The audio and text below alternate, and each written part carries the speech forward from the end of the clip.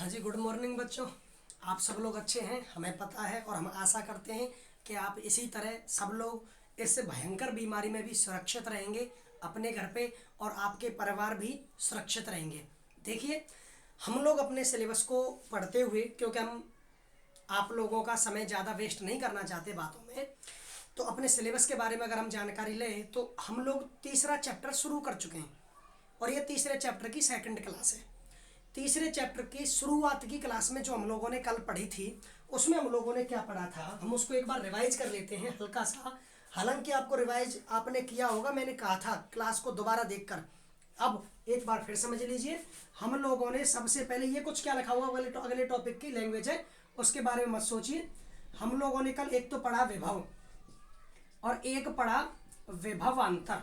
ठीक है, तो विभव क्या है, विभवांतर क्या है। तो देखिए, जब आप आवेश को अनंत से किसी बिंदु P तक लाओगे, जब आप किसी आवेश को अनंत से बिंदु P तक लाओगे, जो कार्य करना पड़ेगा वो विभव कहलाएगा, और विभव होगा किए गए कार्य और लाए गए आवेश का अनुपात। ठीक है, और विभवांतर में क्या है, जब आप एक आवेश को एक ही विद्युत क्षेत्र के किसी बिंदु A से कहां पर ले जाओ, किसी बिंदु B पर। जब आप किसी बिंदु A से कहां पर ले जाओ, किसी बिंदु B पर, तो जो प्राप्त होगा वो विभवांतर होगा आपका WAB/Q। कार्य है A से B तक जाने में है, और किसको ले जा रहे हो आप, आवेश Q को। क्लियर है। आप लोगों ने पढ़ा कि विभव का मात्रक SI मात्रक होता है वोल्ट, और भी कई सारे मात्रक पढ़े, एफ वोल्ट है, स्टेट वोल्ट है, वगैरह वगैरह। सेम मात्रक विभवांतर के भी रहेंगे, लेकिन इसमें एक मात्रक आप लोगों को याद रखना है, जो मैंने आप लोगों को बताया था नोट में कराकर। मैंने कहा था कि जब आप लोगों को ऊर्जा और विभव में संबंध दिखाना हो, जब आपको ऊर्जा और विभव में संबंध दिखाना हो मात्रक से, तो मैंने बताया था एक मात्रक इलेक्ट्रॉन वोल्ट। अब एक इलेक्ट्रॉन वोल्ट बराबर होगा आपका 1.6 इंटू 10⁻⁻19 जूल। अब ये आया कैसे, मैं एक बार बता देता हूँ। आपने एक इलेक्ट्रॉन वोल्ट लिया, एक इलेक्ट्रॉन वोल्ट लेने के लिए विभव की परिभाषा लो, V बराबर W/Q। तो W बराबर QV, W बराबर QV है, तो देखिए W बराबर Q का मात्रक कूलम। ठीक है, और विभव का मात्रक आपका जूल प्रति कूलम, इस फॉर्मूले से जूल प्रति कूलम। तो कूलम से कूलम कट गया, और जब आपने इसकी जगह पर इलेक्ट्रॉन का मान लिखा था 1.6 × 10⁻⁻19, आप W बराबर आवेश की जगह पे इलेक्ट्रॉन और V, तभी तो ये इलेक्ट्रॉन वोल्ट बना।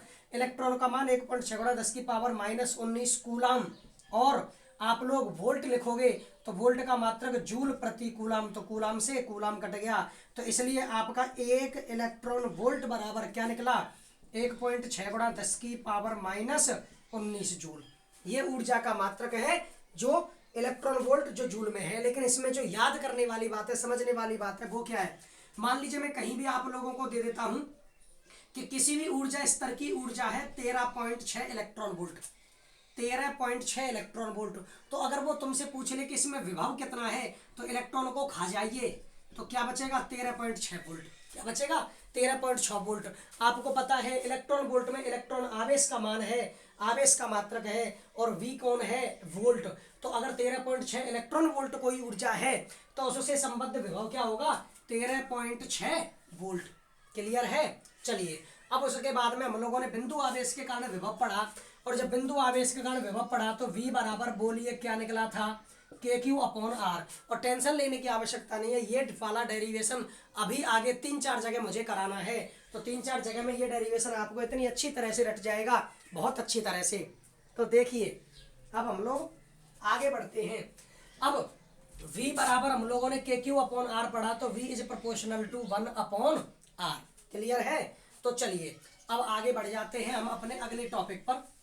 हमारा अगला टॉपिक आज की क्लास का सबसे पहला टॉपिक है आपका आवेशों के निकाय के कारण विद्युत विभव। पहले पाठ में जब मैंने कूलम नियम और विद्युत क्षेत्र पढ़ाया था, तो उस पाठ में मैंने आवेशों के निकाय के कारण विद्युत क्षेत्र भी पढ़ाया था, और आवेशों के निकाय के कारण विद्युत बल भी पढ़ाया था। और उसमें हम लोगों ने एक टॉपिक का नाम लिया था, वो था अध्यारोपण का सिद्धांत। क्या था, अध्यारोपण का सिद्धांत। हम लोगों ने अध्यारोपण के सिद्धांत का उपयोग किया था। अब जब हम लोगों ने अध्यारोपण के सिद्धांत का उपयोग किया है तो अध्यारोपण के सिद्धांत का उपयोग करते हुए हम लोग आवेशों के निकाय के कारण विद्युत विभव कैसे पढ़ेंगे। तो समझिए, मान लीजिए एक आवेशीय निकाय है जिसमें आवेश हैं Q1, Q2, Q3 और Qn। एक आवेशीय निकाय है जिसमें आवेश हैं Q1, Q2, Q3 और डैश डैश डैश Qn। ठीक है, इन सभी आवेशों की वजह से किसी बिंदु P पर विभव ज्ञात करना है। इस आवेशीय निकाय के कारण किस पर, आपके बिंदु P पर विभव ज्ञात करना है। तो बिंदु P से आवेश Q1 की दूरी R1, आवेश Q2 की दूरी R2, आवेश Q3 की दूरी R3 और आवेश Qn की दूरी Rn। क्लियर। एक आवेशीय निकाय है Q1, Q2, Q3 से लेकर कहाँ तक, Qn तक। और इस सब आवेशीय निकाय के कारण मुझे किसी बिंदु P पर, देखिए ये बिंदु P है, इस पर परिणामी विभव की गणना करनी है। और ये बिंदु P सभी आवेशों के से कितनी दूरी पर है, R1, R2, R3 से लेकर कहाँ तक, Rn तक। ये भाषा क्लियर।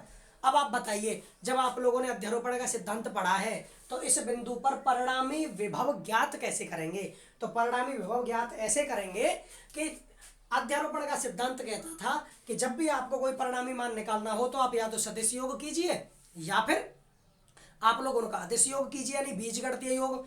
अब अगर भौतिक राशि सदिश होती है तब तो हम लोग सदिश योग करते थे। जैसे विद्युत क्षेत्र भी सदिश राशि थी, विद्युत बल भी सदिश राशि थी, तो उनके लिए हम लोगों ने सदिश योग किया। लेकिन हमारा विद्युत विभव, बोलिए कैसी राशि है, ये एक अदिश राशि है, तो हम लोग सदिश योग तो कर नहीं सकते। तो भाषा में क्या बोलेंगे कि अध्यारोपण के सिद्धांत के अनुसार बिंदु P पर उत्पन्न परिणामी विभव सभी आवेशों के कारण उत्पन्न विभवों का कैसा योग होगा, बीजगणितीय योग होगा। कैसा योग होगा, बीजगणितीय। अब मैंने जो कुछ समझाया वही सब लिखा हुआ है, ये इसकी लैंग्वेज है। लैंग्वेज लिखने के बाद में आप पूरा लिखोगे। तो देखिए जरा क्या लिखा है मैंने, कि माना Q1, Q2, Q3 dash dash dash Qn आवेशों से निर्मित एक आवेशीय निकाय है जिसके कारण किसी बिंदु P पर विद्युत विभव की गणना करनी है। सभी आवेशों से बिंदु P की दूरी R1, R2, R3 से लेकर Rn तक है। चूंकि विभव एक अदिश राशि है तो अध्यारोपण के सिद्धांत से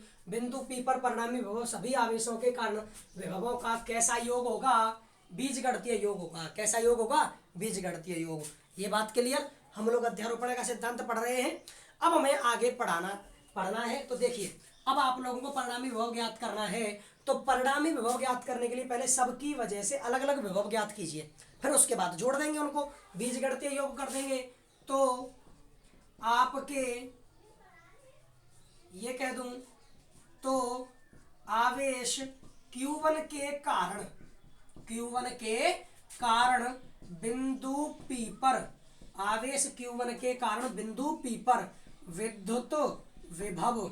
अब आपके आवेश Q1 के कारण बिंदु P पर विद्युत विभव V1 बराबर, बोलिए क्या होता है फॉर्मूला, 1/4πε0 Q1/R1, यानी आपका ये हो जाएगा K Q1/R1।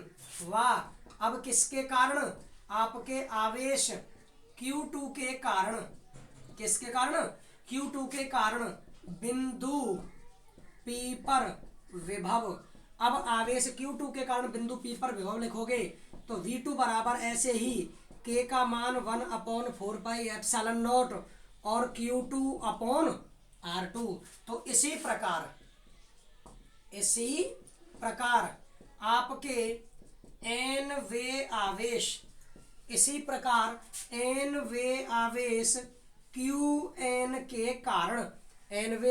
Qn के कारण बिंदु P पर विभव, आपके n वे आवेश Qn के कारण बिंदु P पर विभव, तो इसको Vn से डिनोट कीजिए। क्या लिखोगे, 1/4πε0। यहाँ पर आवेश चल रहे हैं Q1, Q2, तो अब Qn आवेश के लिए Qn दूरी R1, R2, तो Qn आवेश के लिए दूरी Rn। क्लियर। अब आप लोग कौन सा फॉर्मूला यूज करोगे, अध्यारोपण का सिद्धांत। अब अध्यारोपण के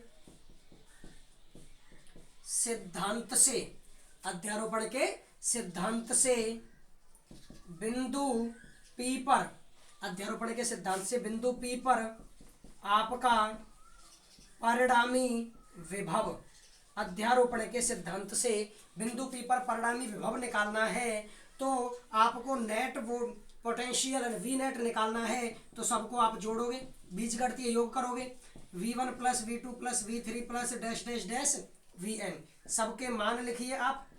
V1 का मान 1/4πε0 Q1 अपॉन R1, V2 का मान 1/4πε0 Q2 अपॉन R2 और Vn का मान 1/4πε0 आपका Qn अपॉन Rn, आपका Qn अपॉन Rn। अब आप लोगों को इन सब में से कॉमन क्या दिख रहा है? 1/4πε0। तो वी नेट बराबर, चलिए थोड़ा सा इधर से लिख देते हैं, वी नेट बराबर कॉमन क्या आ गया? 1/4πε0। तो ब्रैकेट में क्या बच गया? Q1 upon R1 plus Q2 upon R2 plus dash dash Qn upon Rn, Qn upon Rn। Clear है? चलिए अब आगे, मैंने आप लोगों को जब अध्यारोपण का सिद्धांत कराया था विद्युत क्षेत्र के लिए, विद्युत विभव के लिए, तब मैंने आप लोगों को बताया था कि ऐसे योगों को समेशन में व्यक्त करते हैं। किसमें? समेशन में। और कैसे करेंगे? चलिए मैं एक बार और बता देता हूँ। 1/4πε0, जब आपको ऐसा योग दिखे जिसमें हर एक पद का मान दिया हुआ हो, ना कि अल्पांश से परिणामी मान निकालना हो। जब हम लोग अल्पांश से परिणामी मान निकालते हैं, जैसे ds अल्पांश है, इससे टोटल s निकालना है, तो एक अल्पांश से तो हम लोगों को समाकलन करना पड़ेगा, ठीक है। लेकिन अगर s बराबर है ds1 plus ds2 plus dash dash dash dsn, n तक हर एक पद का मान दिया हुआ है, पदों की संख्या पता है कि n है, तब आप इसको समेशन में व्यक्त करोगे ds, ना कि समाकलन में। तो अब हर एक पद का मान पता है तो आप समेशन लोगे, ठीक है। अब यहां पर लिखोगे i, और i में वो मान लिखो जहां पर संख्या बदल रही है। संख्या शुरू हो रही है 1 से और कहां तक जा रही है? n तक, 1 2 से लेकर n। तो i बराबर 1 से लेकर और n तक। जहां पर संख्या बदल रही है वहां पर i लिख दीजिए। तो qi upon ri, qi upon ri। तो अतः आपके आवेशीय निकाय के कारण, आवेशीय निकाय के कारण विद्युत विभव, आवेशीय निकाय के कारण विद्युत विभव V net equal to 1/4πε0 summation i बराबर 1 to n, ऊपर है qi और नीचे ri। क्लियर? चलिए अब देखिए, जब मैं अपने सिलेबस को बहुत ही आराम से और बहुत ही सरल तरीके से पढ़ना हो ना, तो उसकी सबसे बेस्ट मेथड होता है आपका कंपैरिजन स्टडी। कंपैरिजन स्टडी का मतलब क्या है? आप ऐसे टॉपिक ढूंढिए जो एक जैसे हैं और उन सबको एक साथ पढ़ने का प्रयास कीजिए। कैसे? मैंने अध्यारोपण का सिद्धांत अभी आपको 3 जगह कराया है। एक जगह विद्युत क्षेत्र के लिए, दूसरी जगह विद्युत बल के लिए और तीसरी जगह विद्युत विभव के लिए। अब आप इन तीनों को एक साथ पढ़ेंगे मेरी इस क्लास के बाद, तो मेरा यकीन है, पूरा विश्वास है कि आपके तीनों टॉपिक याद हो जाएंगे। क्यों? क्योंकि इसमें याद करने के लिए है कि आपको इतना ही तो समझना है कि हर एक का मान निकाल के फिर जोड़ देना है, लेकिन इसमें एक अंतर और समझना है कि किसको सदिश के रूप में जोड़ना है, किसको अदिश के रूप में। क्लियर? और वो चीज कब आएगी? जब आप इनको पढ़ेंगे। तो आप लोगों को आवेशों के निकाय के कारण विद्युत विभव ज्ञात करना है। एक बार समझाई देता हूं मैं अपने वादे के अनुसार।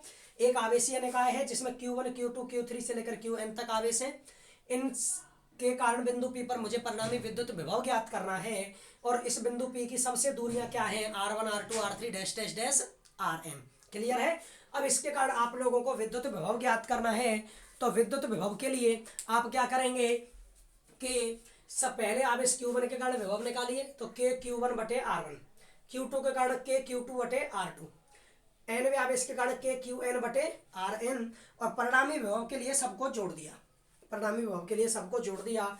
1/4πε0 कॉमन आ गया, और इस सब को समेशन के रूप में डिनोट कर दिया। क्लियर है? समेशन और समाकलन में कंफ्यूज मत होना। एक अल्पांश ds से परिणामी मान निकालना है तो समाकलन एक अल्पांश से, लेकिन हर एक अल्पांश का मान पता हो और कितने अल्पांश है ये भी पता हो। जैसे इसमें पता है कि n अल्पांश है तो समेशन। क्लियर? यहाँ तक पढ़ने के बाद में अब मैं आज की क्लास में आप लोगों को स्पेशल न्यूमेरिकल कराऊंगा। ठीक है? और न्यूमेरिकल करा के आप लोगों को घर पे आज न्यूमेरिकल की बहुत प्रैक्टिस करनी है। तो आज हमारी क्लास में इस टॉपिक के अलावा हम कोई और टॉपिक या डेरिवेशन नहीं कराएंगे, आप लोगों को केवल न्यूमेरिकल कराएंगे। और वीडियो पॉज करके आप लोगों को ये पूरा नोट करना था। इससे पहले ये पीछे कर लेना, आप वीडियो पॉज करके और आप लोगों को ये यहाँ से यहाँ तक पूरा नोट करना है। और नोट करने के बाद में फिर मैं जो एग्जाम्पल लिखूंगा, जो न्यूमेरिकल लिखूंगा, वो भी आप लोगों को फेयर में करना है। फेयर करना है ताकि वो न्यूमेरिकल आपके पास लिखे हुए रहें। देखिए मैंने 2 एग्जाम्पल आप लोगों को कराए हैं, उसके बाद कुछ एग्जाम्पल और लेते हैं। जैसे अब हम लेते हैं एग्जाम्पल नंबर 3.3। और देखिए क्वेश्चन हो या एग्जाम्पल हो, हमें सोचना है कि करना कैसे। अगर हमें पता चल गया कि इसमें यह करना है तो हमारा क्वेश्चन हो गया, समझ लीजिए। तो देखिए 3.3 में क्या कह रहा है, हवा में स्थित किसी धनात्मक बिंदु आवेश, यानी आवेश Q का मान दे रखा है और उसका मान है 1.1 गुणा 10 की पावर -9 कूलम, और 10 सेंटीमीटर की दूरी पर विद्युत विभव ज्ञात करना है।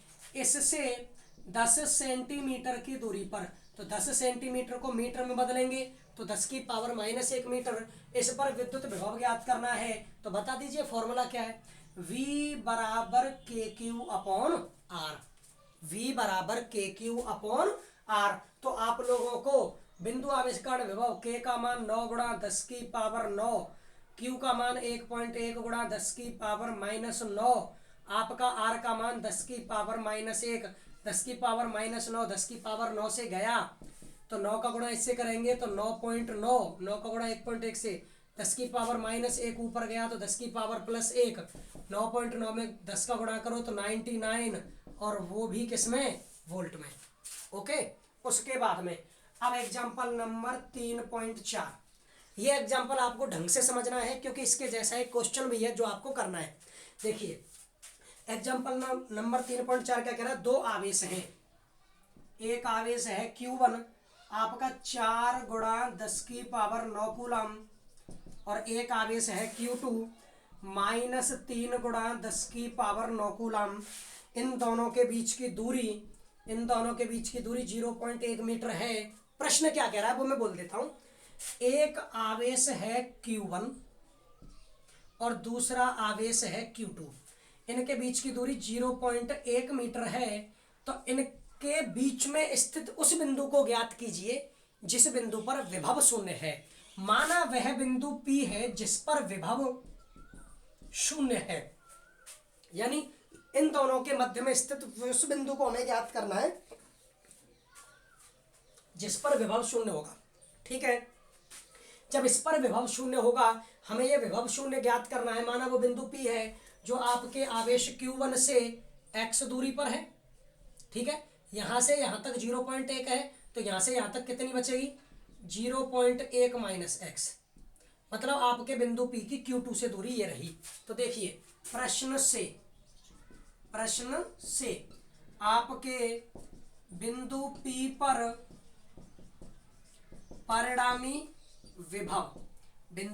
परिणामी विभव क्या दिया हुआ है, 0। तो आपका पहले आवेश के कारण और दूसरे आवेश के कारण विभव 0। दोनों का मान लिखिए, V1 का मान KQ1/R1, V2 का मान KQ2/R2 बराबर 0। KQ1 आप लोग KQ1, अब Q1 का मान लिखोगे तो Q1 का मान लिखने में क्या होगा, आप लोग K का मान 9 गुणा 10 की पावर 9।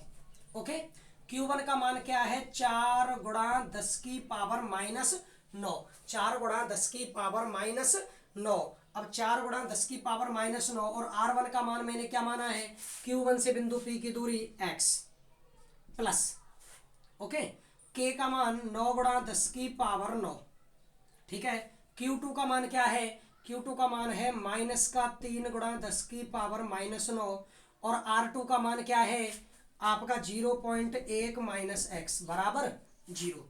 तो 9 गुणा 10 की पावर 9 गुणा 4 गुणा 10 की पावर 9 माइनस 9 बटे x, ये माइनस का गुणा प्लस से होगा माइनस 9 गुणा 10 की पावर 9 गुणा 3 गुणा 10 की पावर माइनस 9 बटे 0.1 माइनस एक्स। क्लियर।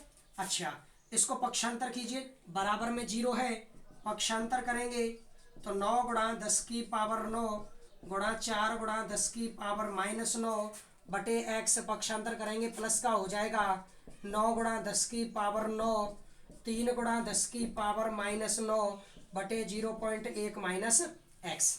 9 गुणा 10 की पावर 9 से 9 गुणा 10 की पावर 9 कट गया, 10 की पावर माइनस 9 से 10 की पावर माइनस 9 कट गया। क्लियर। अब उसके बाद में आपका बचा क्या, यहाँ पर बच गया 4 बटे एक्स बराबर यहाँ पर बच गया 3 बटे 0.1 माइनस एक्स। कैलकुलेट कीजिए, वज्र गुणा कर दीजिए इन दोनों का। तो इसका वज्र गुणा करोगे 4 का गुणा होगा इससे, तो 4 गुणा 0.1 माइनस एक्स बराबर 3x, तो 0.4 माइनस 4x बराबर 3x। तो ये हो गया आपका 0.4 बराबर, इसको इधर ले गए तो 3x प्लस 4x यानी 7x बराबर 0.4। क्लियर। उसके बाद में x बराबर 0.4 बटे 7। ये Q1 से x की दूरी आई और आप भाग दे दीजिए 0 पॉइंट, भाग नहीं जाएगा तो भाग टूटेगी 0, फिर 40 हो जाएगा, 7 पंजे 35, 7 पंजे 35 और फिर 5 हो गया तो 50 और 7 सत्ते 49। तो आवेश Q1 से शून्य विभव बिंदु की दूरी, Q1 से शून्य विभव बिंदु की दूरी कितनी निकली 0.057, वो भी किसमें, मीटर में, और Q2 से निकालनी है तो 0.1 में से इसको घटा दीजिए। क्लियर। ये क्वेश्चन समझना है क्योंकि इसके जैसा आप लोगों को अभी एक क्वेश्चन करना है। तो देखिए 2 आवेश दे रखे हैं, इन दोनों आवेशों के बीच की दूरी 0.1 मीटर है। आप लोगों को उस बिंदु को ज्ञात करना है जिस बिंदु पर विभव शून्य होगा, जो इनके बीच में स्थित है, माना वो बिंदु P है। Q1 से दूरी x है और Q2 से दूरी 0.1 माइनस एक्स हो गई। अब बिंदु P पर परिणामी विभव शून्य है तो दोनों आवेशों की वजह से विभव लगेगा इस पर, अभी अभी हम लोगों ने पढ़ा है। तो v1 प्लस v2 बराबर 0, तो v1 का मान kq1 बटे r1 प्लस kq2 बटे r2 बराबर 0। चलिए, तो 9 गुणा 10 की पावर 9 k का मान और q1 का मान 4 गुणा 10 की पावर माइनस 9 और r1 का मान x।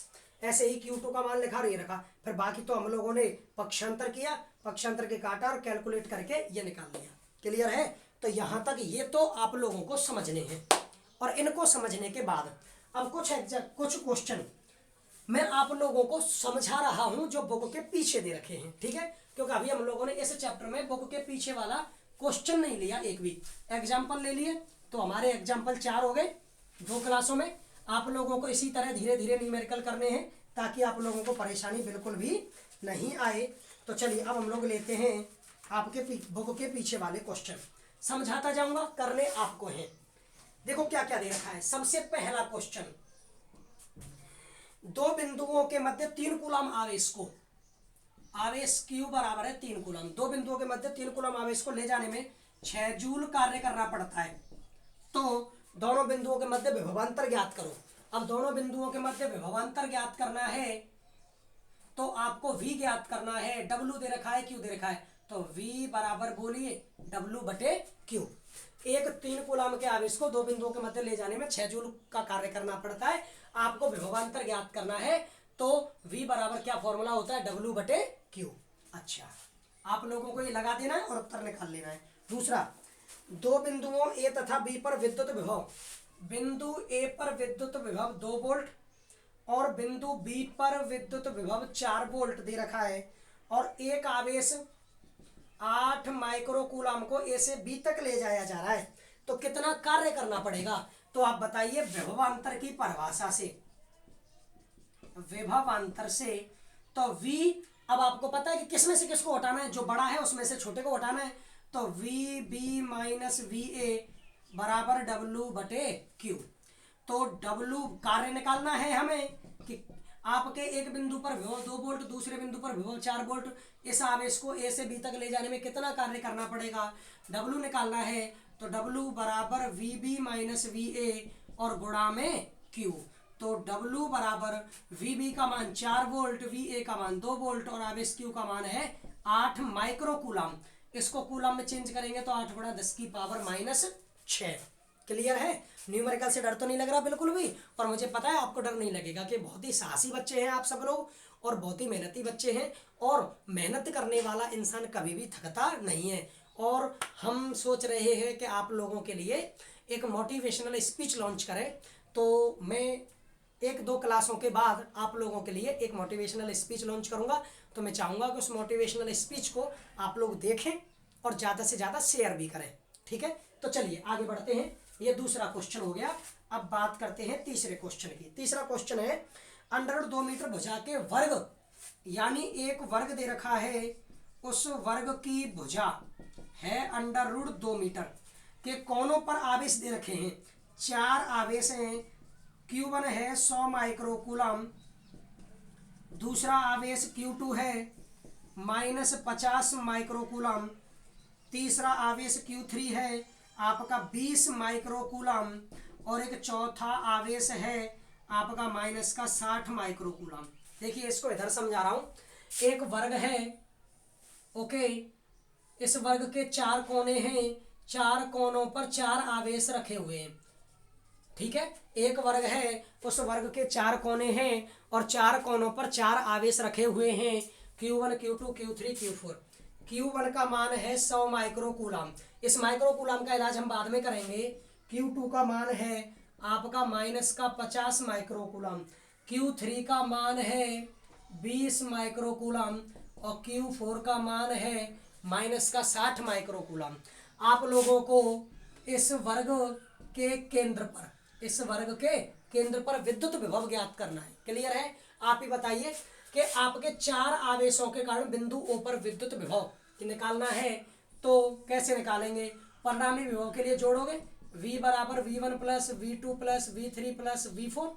ओके, आप V बराबर V1 की जगह पर क्या लिखोगे? KQ1/R1, V2 की जगह पर KQ2/R2, V3 की जगह पर KQ3/R3 और V4 की जगह पे KQ4/R4। क्लियर? अब आप लोगों ने क्या किया? K को कॉमन ले लिया, तो बचा क्या?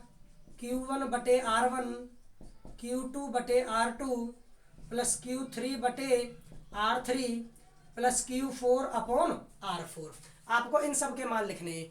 Q1 Q2 Q3 और Q4 का मान तो आपके पास है, R1 R2 R3 R4 नहीं है। तो देखिए ये R1, ये R2, ये R3 और ये R4 है। केंद्र O से वर्ग के शीर्षों की दूरियां। लेकिन आप ही बताइए, वर्ग के केंद्र से सभी शीर्षों की दूरियां समान होती हैं, निकालेंगे कैसे? इसकी भुजा है √2 मीटर, तो ये भुजा भी √2 मीटर। इनको मिटा देते हैं अभी। तो देखिए आपके त्रिभुज लीजिए, ये वाला Q1 Q2 और Q3 वाला, इस समकोण त्रिभुज Q1 Q2 Q3 वाले समकोण त्रिभुज में आधार √2 और लंब भी √2। कर्ण निकालना है तो कर्ण के लिए √ में आधार का वर्ग, तो √2 का वर्ग 2, लंब का वर्ग √2 का वर्ग 2, तो √ में 4, 4 का वर्गमूल 2। दोबारा समझिए, आप लोग ये वाला त्रिभुज यूज करेंगे, इसमें कर्ण निकालना है क्योंकि ये कर्ण है, तो ये आधार का वर्ग प्लस लंब का वर्ग √ में। ठीक है, तो √2 का वर्ग 2, √2 का वर्ग 2, 4, 4 का वर्गमूल 2, तो ये पूरा हो गया 2। तो बोलो ये कितना हो गया? 1 1, आधा आधा। ऐसे ही ये भी कितना? 1 1। तो आप ही बताइए, R1 R2 R3 R4 बराबर कितना हो गया? 1। ठीक है, इन चारों शीर्षों की वजह से केंद्र पर विद्युत विभव ज्ञात करना है। तो केंद्र पर विद्युत विभव ज्ञात करने के लिए आप लोगों को फॉर्मूला लगाना है अध्यारोपण के सिद्धांत से। KQ1/R1 KQ2/R2 KQ3/R3 KQ4/R4 सबको जोड़ना है। K को कॉमन ले लिया, Q1 Q2 Q3 Q4 के मान दे रखे हैं और R1 R2 R3 R4 सब के मान, केंद्र से सभी शीर्षों की दूरियां हम लोगों ने निकाल ली। कैसे? इस त्रिभुज को यूज किया, क्योंकि केंद्र से सभी शीर्षों की दूरियां एक समान होती हैं। कर्ण बराबर होगा √ में आधार का वर्ग प्लस लंब का वर्ग √2 और √2 का वर्ग 2 2, तो 2 और 2 4, 4 का वर्गमूल 2 और 2 का, ये पूरी भुजा 2 आई है Q1 से लेकर Q3 तक। तो इसका आधा आधा कर देंगे O से, तो ये एक ये भी 1, तो इस तरह ये भी 1 और ये भी 1, सभी शीर्षों की दूरियां क्या आ गई? 1। क्लियर? ये आप कर लेंगे। तो इनको आप नोट करेंगे, भाषा भी बनाएंगे, और इनको नोट करने के बाद में चलिए कुछ क्वेश्चन और बताते हैं जो आप लोगों को समझते हुए करने हैं। देखिए अब हमारा चौथा प्रश्न क्या है। दो आवेश हैं, एक आवेश है 3 × 10⁻⁻8 कूलम और दूसरा आवेश है -2 × 10⁻⁻8 कूलम। आपके इन आवेशों के मध्य दूरी, इन आवेशों के मध्य दूरी 15 सेंटीमीटर। कितनी दे रखी है? 15 सेंटीमीटर। जैसा मैंने न्यूमेरिकल एरिया आप लोगों को एग्जाम्पल में कराया था जय श्री राम, जैसा मैंने आप लोगों के लिए एग्जाम्पल अभी कराया था शून्य विभव वाले बिंदु का, ये वही सवाल है। तो देखिए दो आवेश दे रखे हैं, उनके बीच की दूरी दे रखी है उसी की तरह, और वो पूछ रहा है कि इन दोनों को मिलाने वाली रेखा के किस बिंदु पर। तो मैं लिख देता हूं पूरा, दोनों आवेशों को मिलाने वाली रेखा के किस बिंदु पर विभव शून्य होगा। दोनों बिंदुओं को मिलाने वाली रेखा के किस बिंदु पर विभव शून्य होगा। ये क्लियर है। दो आवेश दे रखे हैं, दोनों आवेशों के मध्य की दूरी दे रखी है, और इन दोनों आवेशों को मिलाने वाली रेखा के किस बिंदु पर विभव शून्य है, उस बिंदु की स्थिति ज्ञात करनी है, मतलब दूरी ज्ञात करनी है। जैसे मैंने वो एग्जाम्पल कराया था वैसे ही इसको करना है। तो ये आपके लिए होमवर्क। चलिए आगे बढ़ते हैं। पांचवा सवाल है, एक वर्ग की प्रत्येक भुजा, वर्ग की भुजा 0.9 मीटर दे रखी है, और वर्ग के शीर्षों पर आवेश Q1 का मान 2 माइक्रो कूलम, वो भी माइनस में, Q2 का मान आपका प्लस का 3 माइक्रो कूलम, Q3 का मान माइनस का 4 माइक्रो कूलम, और Q4 का मान प्लस का 5 माइक्रो कूलम। एक वर्ग है, ठीक है, और इस वर्ग के भुजाएं 0.9 मीटर, चारों शीर्षों पर 4 आवेश हैं, ठीक है, Q1 Q2 Q3 Q4 अभी कराया है ऐसा सवाल। तो आप लोगों को वर्ग के केंद्र पर विभव ज्ञात करना है, वर्ग के केंद्र पर विभव ज्ञात करो, अभी कराया है ऐसा, ठीक है। सेम उसी की तरह करना है, केवल बदला क्या है, उनके भुजा की लंबाई बदली है, आपके आवेशों के मान बदले हैं, बाकी पैटर्न ज्यों का त्यों। चलिए एक क्वेश्चन और बता देते हैं आपको। छठवां प्रश्न ये क्या कह रहा है, 10 सेंटीमीटर भुजा का समषटभुज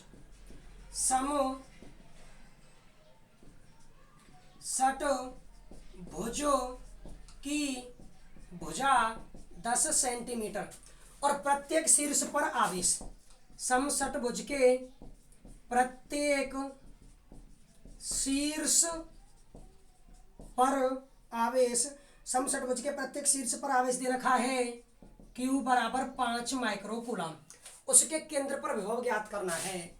तो आपके समषटभुज के केंद्र पर विभव ज्ञात करो, उस समषटभुज के केंद्र पर विभव ज्ञात करना है। लेकिन इसको सोचने में आपको थोड़ी बहुत परेशानी हो, इसलिए मैं इसकी हिंट दे देता हूं आपको। एक समषटभुज है, ओके, इसकी प्रत्येक भुजा है 10 सेंटीमीटर, ओके, 10 सेंटीमीटर।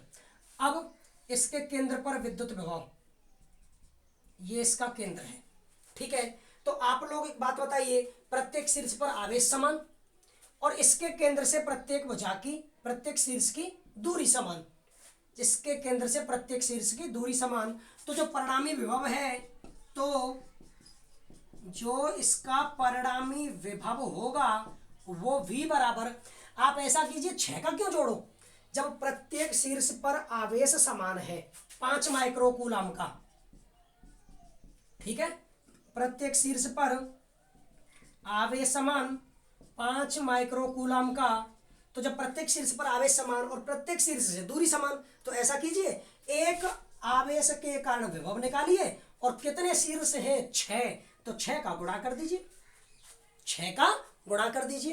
क्लियर। जब सभी शीर्षों पर आवेश समान और दूरी समान, तो परिणामी विभव ज्ञात करने के लिए 6 गुणा कर दीजिए एक आवेश के कारण विभव का। लेकिन अब इसमें भी समस्या है, आपके पास आवेश Q तो है लेकिन दूरी R कहाँ है, तो मैं आपको बता दूं कि समषटभुज के केंद्र से प्रत्येक शीर्ष की दूरी समान होती है और वो भुजा के बराबर होती है। समषटभुज के केंद्र से प्रत्येक शीर्ष की दूरी समान होती है और वो उसकी भुजा के बराबर होती है। तो चूंकि